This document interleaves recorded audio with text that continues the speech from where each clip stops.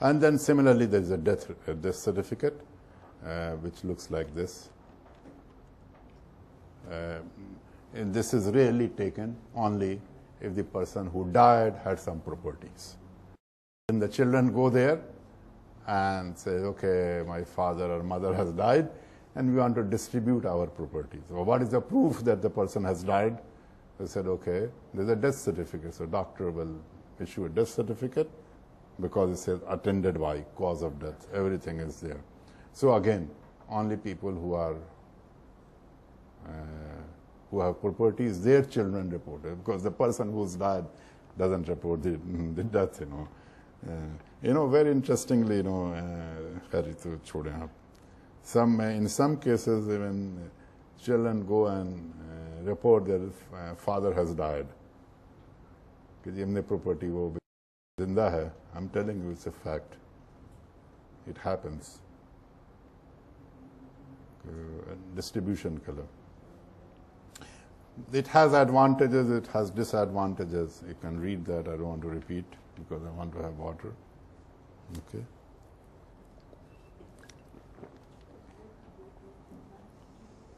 Okay. It's very costly affair.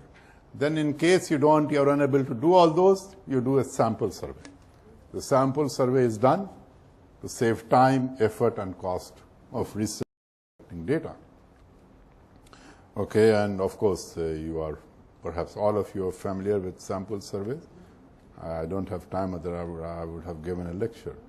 But it reduces cost faster because you don't have to go to each and every person or every household, and the coverage is very detailed, unlike census and the voter registration system. Okay, so when you want to do that, you have to have very clear objectives, methodology, who, what, and who will be the respondent, what will be the sampling procedure, what will be method of collecting data, and who will be the interviewers. That's very important. Okay, and you must have a survey objective, why you want to do that. Okay, and there are surveys which are done in Pakistan and internationally. Two examples I'm giving you is, one is the Demographic and Health Survey, which is conducted all over the world. In each country, Pakistan, they conducted last one in 2005, 6 and 7, and currently they are conducting it again. And if you want to use this data, it has so much information from 10,000 women from all parts of Pakistan. It has anemia, child health, education, fertility and fertility preferences, family planning, gender, domestic violence, HIV, AIDS, knowledge, attitude and behavior, and its prevalence. Okay, and so Pakistan has conducted different demographic and health survey, and then yearly they conduct Pakistan Demographic Survey, from where we get information on death rate, birth rate, and death rate. Okay, so that's the end of this.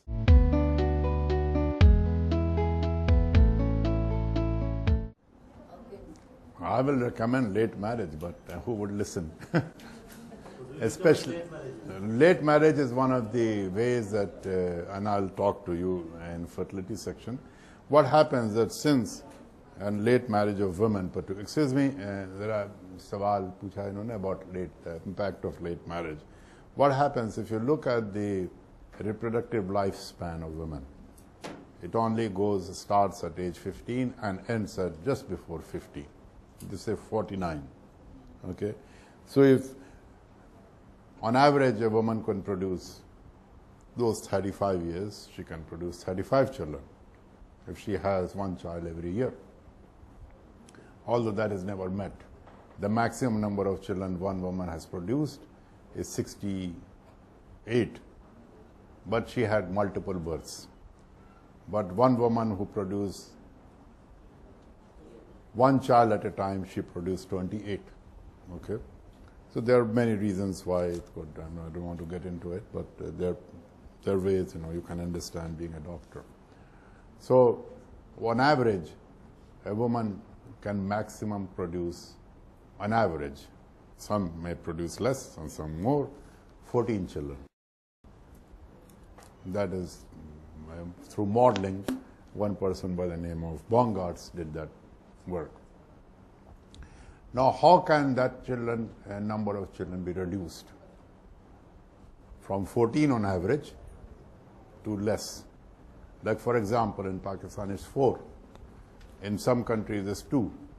There are 4 ways that they can be intervened. First one, that woman doesn't have exposure to childbirth. That means she should not get married. The longer she remains single, the number of years are cut down. So from 35, from 15, she gets married at the age of 25, so 10 years are gone. So now she is only exposed to produce children between ages 25 to 49. So that is from 35 years to 25 years. So 10 years are cut down. That's the impact of marriage. Now that's a biological impact. Now there's also social impact. In 10 years, what that woman is going to do? In 10 years, maybe she gets educated. Maybe she starts working. And then she would know that it's not a good idea to have too many children. Okay? Now, some countries, mainly Catholic countries, Malthus recommended that. And country, Ireland, the Catholics don't believe in family planning at all. It's against their religion. The church doesn't believe in it, doesn't say. So what they did, that the women in Ireland, they start reduce. And fourthly, they can have, if they become pregnant, they can abort the child.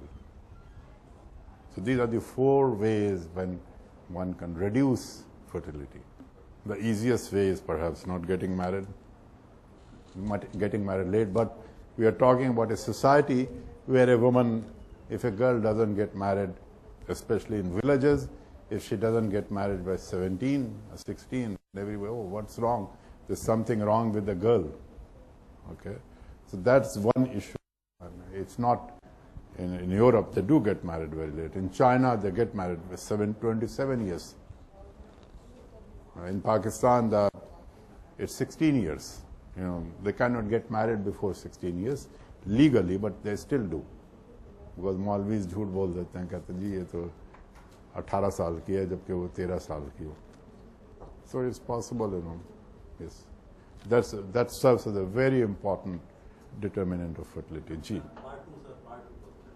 Abortion is a crime in our country. Is it? Yes. It's illegal. So how can this be achieved by some legislation or some religious way? How can Yeah. There are 2 interesting things which I want to talk about. One, in Islam, it's not forbidden. In the Quran, it doesn't say that abortion is illegal. Okay? There are a lot of people who have done this study of abortion in many countries. In Egypt, for example, Al-Azhar, which is a very famous university, the Quranic verses says that there is no life before 120 days, whether it's correct or not. But most of the ulama there, they say that abortion before 120 days of conception, after 100, it's not an abortion. It's not killing anybody's life. Okay, so that's knowledge is not there to our Maulvis. Okay, that's one. They don't know. Secondly, in Pakistan, about 20% of pregnancies are aborted every year, according to the research which has been done. Even in Karachi, one of the students of mine at Khan, she interviewed about 1,200 women. On an average, each woman had 1 abortion. Some of women had 12, 13 abortions. So there are a lot of abortions occur in Pakistan. About 1 million every year. Out of 4 million babies conception, 1 million are aborted. So, No, no, it's induced. Induced abortions. Spontaneous, so it's miscarriage. It's वो तो हो गया अपना जी जी तो abortion is illegal, but it is illegally illegal. It shouldn't be illegal. Ji ji Now, may I? Sir, replacement level fertility, what is the number internationally? अभी मैं बात करूंगा उस fertility पे. I will talk about it. Okay, next, may I? Ji ji Vital statistics includes only births and deaths? Or three more things? Well, usually it is, but as a matter of fact, some people also consider marriage registration is also vital. Divorces and fetal deaths. Yeah. Fetal deaths तो उसमें आ गया ना, deaths में आ गया ना. Oh, they are deaths. या उसमें births में deaths में आ जाएगा ना. मगर fetal deaths is very difficult to register. Calculate over here in Pakistan, but internationally they do it. हाँ, they do it in countries because all the see what happens that everybody who becomes pregnant, they are registered at a facility. तो वहाँ से आ जाती है statistics. जी, abortions भी होते हैं तो Everything they are all registered, yeah. Because you see, these are all these things, births, deaths, and even marriage. Marriage are registered in Pakistan because the Qazi does that, and so it's there. Even divorces, marriage, they are registered. I think that's the only thing which has all the correct record in Pakistan. But births and deaths don't. And they are all, as a matter of fact, once the woman is registered for, very first month that she is pregnant, as women do in this country, then you can calculate all the rates from there. Ji, any other question?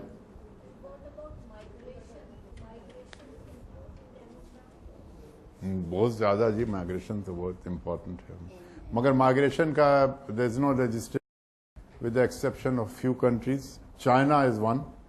In Pakistan, there is no information available. It's only available from the census. In the census, they ask the question that where were you born and where did you live 1 year before. From there, you're able to calculate migration. But if the census is taken, like in India, they do it every 10 years and all over the world. In Pakistan, 1998 से अभी तक नहीं हुआ. Don't know what has happened during the last 14 years.